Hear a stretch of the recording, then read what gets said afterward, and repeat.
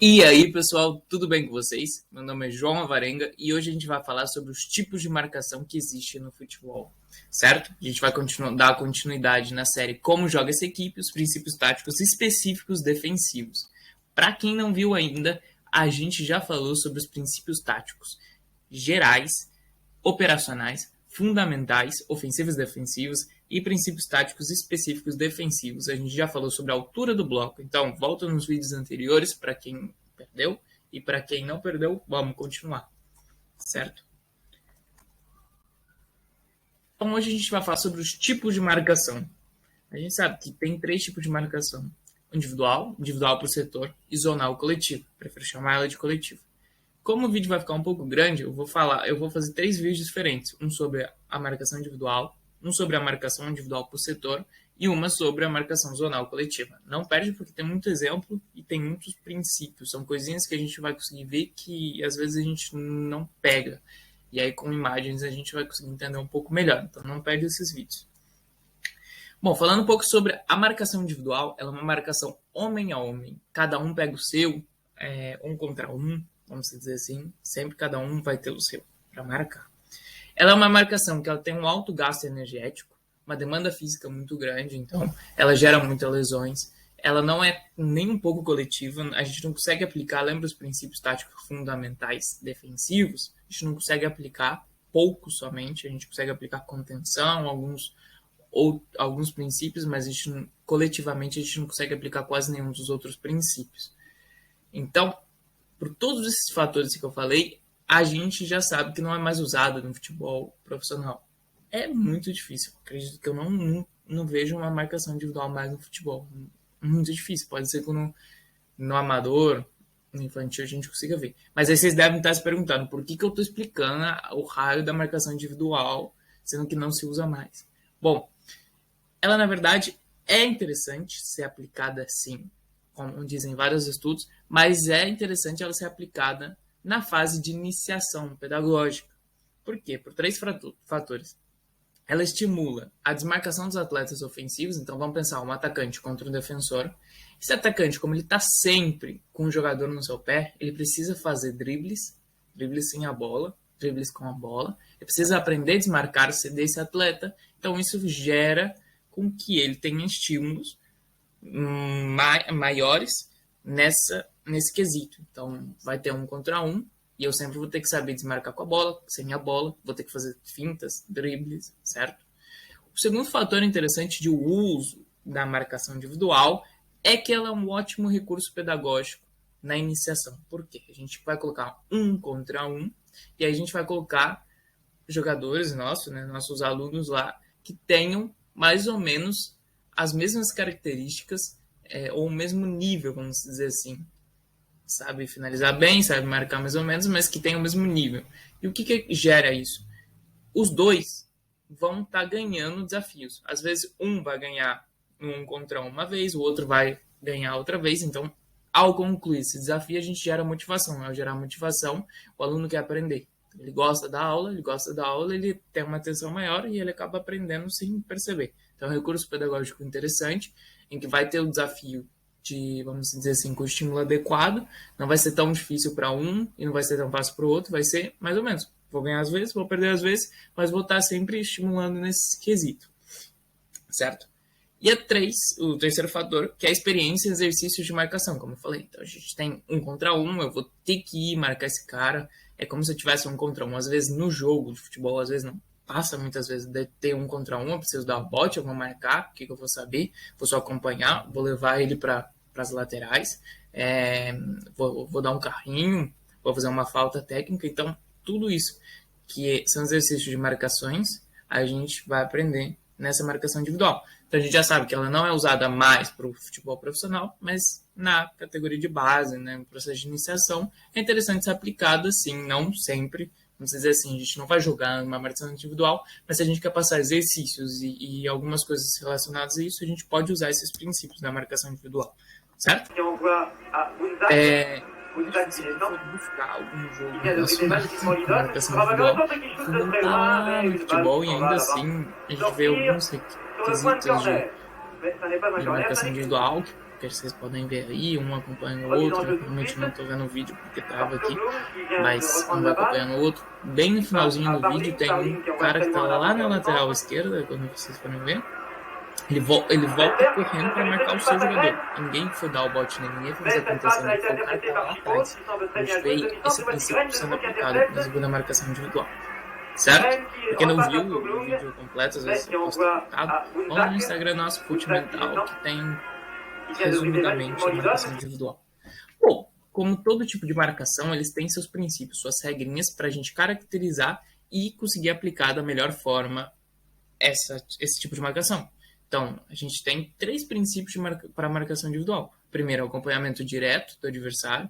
Segundo, estabelecer confrontos vantajosos para a defesa. E o terceiro, que são as flutuações e trocas de marcação. Vamos ver um pouquinho de cada um.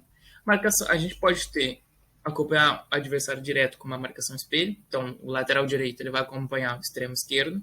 Seria uma marcação mais ou menos espelho. Cada um pega o seu, que esteja espelhado com o sistema tático de cada uma das equipes, ou cada um pode ser responsável por um atleta pré-estabelecido.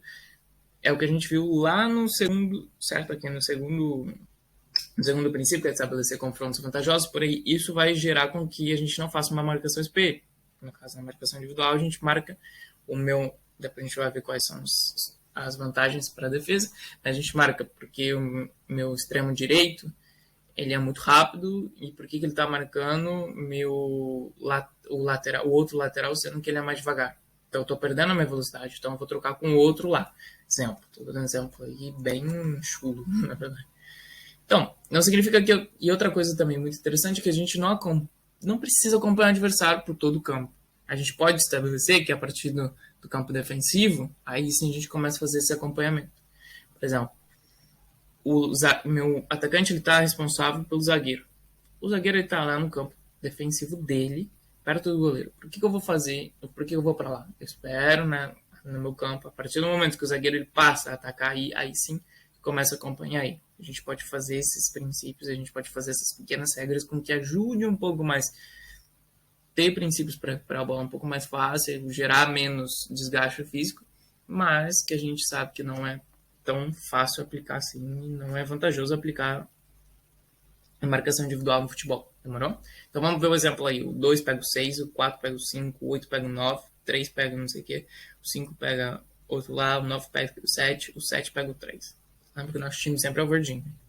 Então o 6, 11, agora olha lá o 2 que pegava o 6 ele foi fazer uma troca, e aí o 2 acompanhou. Isso, como eu disse, como a marcação individual ela não é tão vantajosa, porque se 2 acompanhou, às vezes o 5 e o 9 fazem uma entrada no outro lado lá, porque gerou um espaço. A gente vê que não tem coletividade, a gente não consegue aplicar princípios fundamentais para recuperar a bola mais fácil. Fica mais difícil, a gente fica dependendo da parte individual de cada atleta, e se ele não conseguir recuperar, pode ser que cause um dano para nós. Bom, o segundo princípio, que é estabelecer confrontos vantajosos para a defesa, então a gente vai colocar atletas que têm algum tipo de vantagem técnica para marcar o adversário, pode ser vantagem física, vantagem biológica, vantagem técnica, vantagem tática, vantagem psicológica, vamos dizer assim. Então, por exemplo, a gente tem o Messi, que tem uma vantagem tática incrivelmente, ele tem uma visão de jogo muito boa, então por ele consegue fazer uma desmarcação mais rápida que o zagueiro, que está marcando ele, que o adversário. Então ele tem um pensamento rápido. O Mbappé, que tem uma vantagem física e a velocidade. Então, dependendo do que for acompanhar ele numa marcação contra não for veloz, vai passar mais fácil. A gente tem aí o zagueiro do Bayern e o atacante do Barcelona. Então, o zagueiro do Bayern ele tem uma vantagem biológica, tem uma altura maior do que o atacante do Barcelona. Então, a gente tem vários tipos, a gente pode fazer esses jogos de vantagem para que a gente ganhe isso. Mas lembrando, eu estou explicando isso mais por conta da parte pedagógica, para que vocês entendam que existiu sim uma marcação individual por inteira, mas que hoje em dia não existe. A gente pode ter algumas marcações individuais dentro do princípio da marcação zonal ou coletiva, como eu falei, sim. Então, por isso é interessante vocês entenderem os princípios da marcação individual, para depois, se um dia vocês forem colocar, não sei, o jogador que vai ter que marcar o Messi, a gente vai fazer uma marcação individual no Messi somente, mas vai continuar o princípio coletivo de outras coisas. Então, esse jogador tem que ser ágil, pensando, ele tem que ser um jogador rápido, ele tem que ter uma boa técnica de recuperação. Então, a gente tem que saber fazer esses joguinhos para conseguir fazer uma marcação individual adequada ou vantajosa, vamos dizer assim. E o último princípio, que nada mais é que a flutuação e a troca de marcação. Né? Então, a flutuação é um movimento que o jogador faz de estar um pouco longe do jogador para marcar, mas quando a bola chega próxima, ele flutua para marcar esse jogador. A gente vê muito movimento de flutuação no jogo até hoje, que é que o jogador está fazendo a compactação para um lado, ele está fazendo a musculação para um lado, e quando vai para o outro lado, ele vai e faz a sua flutuação para marcar o adversário direto porque está com a bola, por exemplo. E a troca de marcação, no caso, é quando passa o jogador. O 2 passa o 11, então o meu 6 passa a marcar o 2 e o 11 passa a marcar o 11. Acho que vocês estão vendo aí no vídeo que foi aplicado, certo? Bom, pessoal, basicamente é isso hoje sobre a marcação individual. Se vocês não entenderam, querem ter acesso ao material, entra aí no nosso título, nas nossas redes sociais, que vocês vão ter acesso a esse material gratuito. Escreve, eu posso tentar ajudar com o que eu consigo. Siga o nosso canal, compartilhe com as pessoas, é interessante saber. E já se inscreve aí também, porque daqui a um tempo eu já vou publicar a marcação individual por setor e a marcação zonal e coletivo. E aí a gente vai ver depois, ó, já está até pronto aqui, só falta gravar. A gente vai ver depois os princípios que a gente vai trabalhar. Demorou? Então, muito obrigado, pessoal, por acompanhar até aqui. Espero que vocês tenham gostado e até a próxima.